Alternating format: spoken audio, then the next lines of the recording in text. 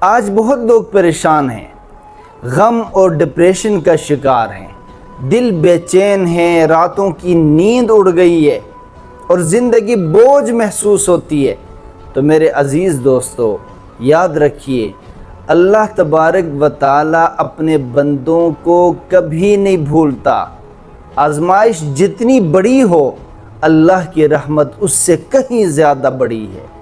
میرے پاک پیغمبر صلی اللہ تعالی علیہ وسلم غم اور پریشانی کے وقت یہ دعا پڑھا کرتے تھے۔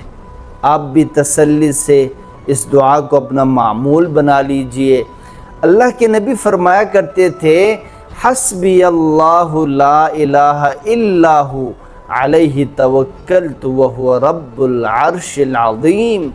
کثرت کے ساتھ اپنا معمول بنائیں اور اس کے ساتھ ساتھ یاد رکھیے، روزانہ قرآن کی تلاوت، فجر کی نماز، خصوصاً صبح و شام کے اذکار اور استغفار کا اہتمام کریں۔